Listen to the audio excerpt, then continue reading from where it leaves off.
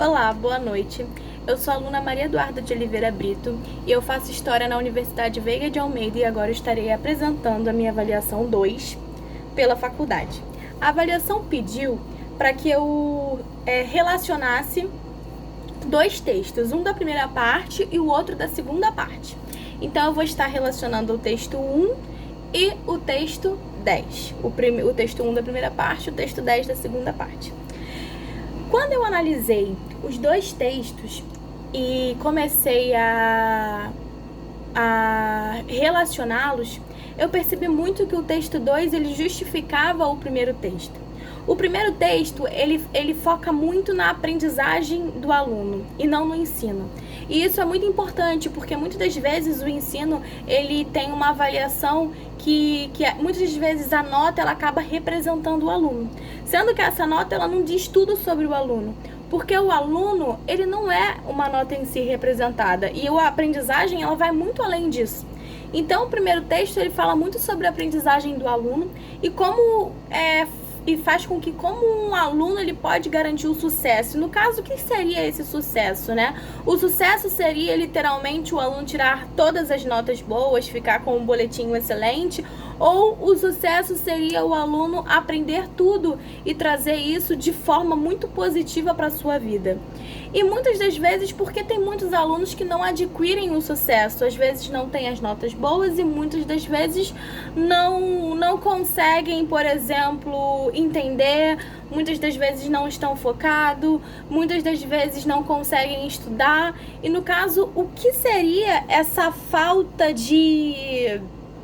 No caso, o que seria a essência, né? O que está faltando para esse aluno? E esse segundo texto ele vai estar justificando, ele vai estar trazendo que o aluno ele não é só essa peça escola e aluno, escola e aluno, escola e aluno, né? O aluno ele vai muito além disso. O aluno também é escola, família. O aluno também é escola e vida social. O aluno também é escola e colegas, né? E isso tudo vai gerar um meio em que o aluno tem uma troca. E essa troca ela vai ser muito importante dentro do meio social e também dentro do meio acadêmico. Porque a forma que esse aluno vai ter em relação à percepção de vida pode mudar muita coisa dentro da escola. O segundo texto, ele fala como foi a progressão da educação do Brasil. Né? De certa forma, assim como todo mundo, as novas tecnologias elas interferem grandemente, né, na parte educativa, porque nós vamos ter muitos eventos, muitas progressões.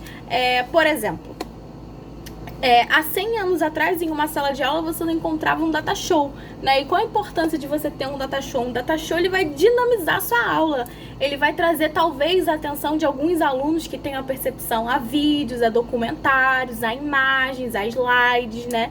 Isso vai facilitar a sua aula e vai trazer mais a atenção do aluno para que ele preste atenção na sua aula e também se desenvolva, né?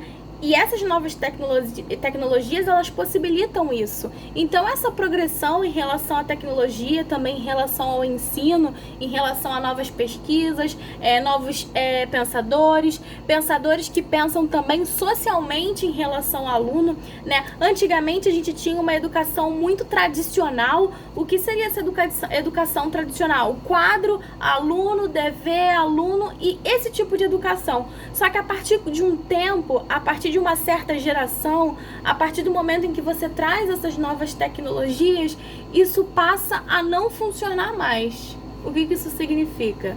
Significa que o aluno ele não vai conseguir mais ter esse tipo de interação, né? Dever, professor, dever de casa, professor. Vai ter uma hora que a educação ela vai estar mudando e evoluindo, e o texto fala muito sobre isso, sobre as novas adaptações, tanto do aluno, tanto da escola e tanto do professor, né? Sendo que, até que ponto nós estamos, no caso, cabíveis a essas novas mudanças? Porque muitas das escolas vão ter esses recursos, né, e uma boa estrutura para ter essas adaptações, e outras escolas não vão ter essas estruturas para fazer essas adaptações, né? Um grande exemplo disso, por exemplo, é esse momento tão crítico que a gente vem vivendo, que é a pandemia. Você percebe que nas escolas públicas os alunos estão um ano sem estudar e eles vão passar de ano, ou seja, eles vão passar sem aprender, né?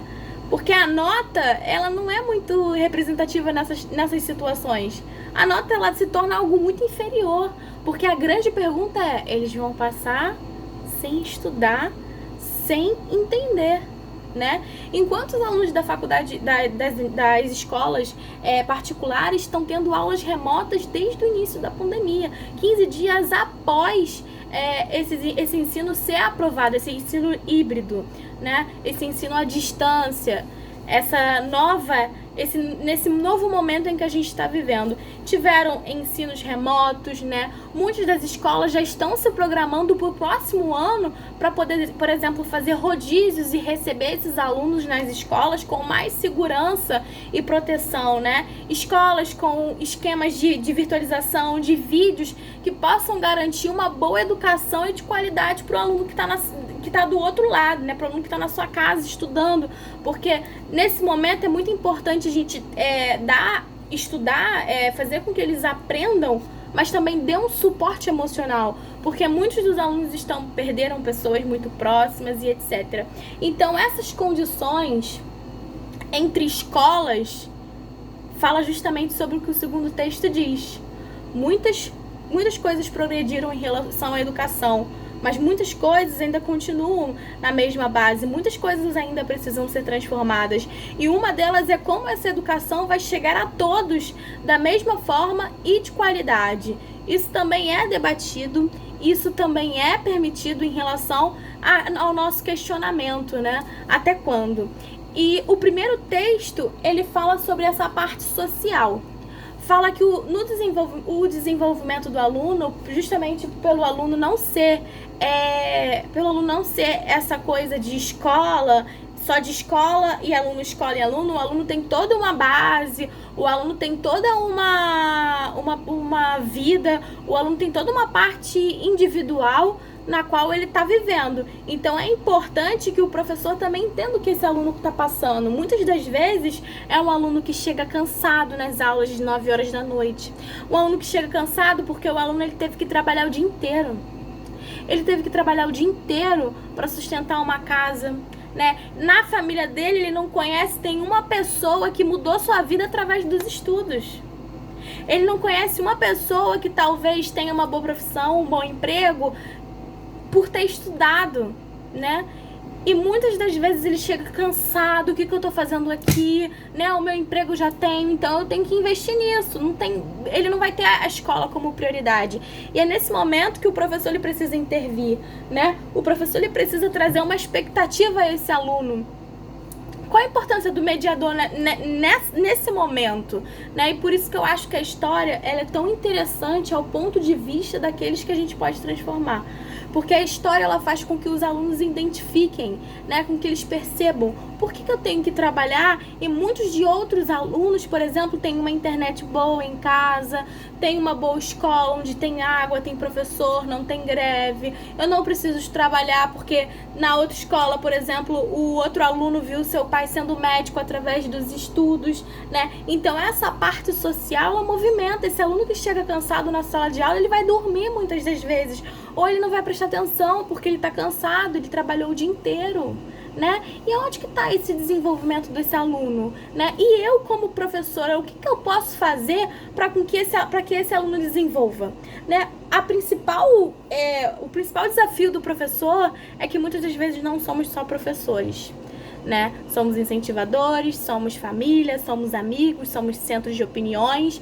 Então é muito importante que nós, como professores, nos coloquemos nessas situações como orientadores, né? E passamos uma certa expectativa para esses alunos, dizendo a importância do estudo e na relevância da persistência, porque nós somos um grande exemplo. E talvez poucos de nós saibamos, né, como é difícil trabalhar, estudar e conciliar os dois, e principalmente quando você é adolescente, precisa levar comida para dentro de casa, muitos já são pais, né? Muitos já têm uma família que precisa também da ajuda financeira. Então é muito complicado nesse momento ser professor também, porque nós temos que orientar, temos que garantir, temos que dizer o o quanto a educação é importante e realmente usar todas as nossas ferramentas, né, onde as políticas educacionais estão muito escassas, para dar uma boa educação de qualidade para esse aluno, né? Até mesmo educações inclusivas que possam incluir pessoas, no caso adolescentes e jovens cegos, surdos, né? Eu garanto que aos cegos nós possamos trazer músicas que falem sobre o contexto histórico, paródias, né? Para que eles não ouçam só a nossa voz, mas que também dinamizem, que se divirtam e aprendam se divertindo, né? E quanto aos alunos surdos, nós podemos trazer imagens que reflitam e que mostrem para esses alunos o contexto histórico no qual estamos passando também. E quando a gente relaciona esses dois textos e vê que o texto 2 justifica muito o texto 1, o texto 2, ele também dá muitos dos nossos passos, né? Como que é importante ser professor nessas desigualdades sociais que são tão alarmantes, porque embora as novas tecnologias tenham facilitado muito a perspectiva do estudo, não são todas as pessoas que têm acesso a esse tipo de tecnologia, né? Muitas das escolas faltam luz, faltam professor, tem greve, né? E nós precisamos nos virar com o que nós temos para fazer a diferença. E o primeiro texto, ele fala muito disso também na parte mais social, né? Conforme você vai tendo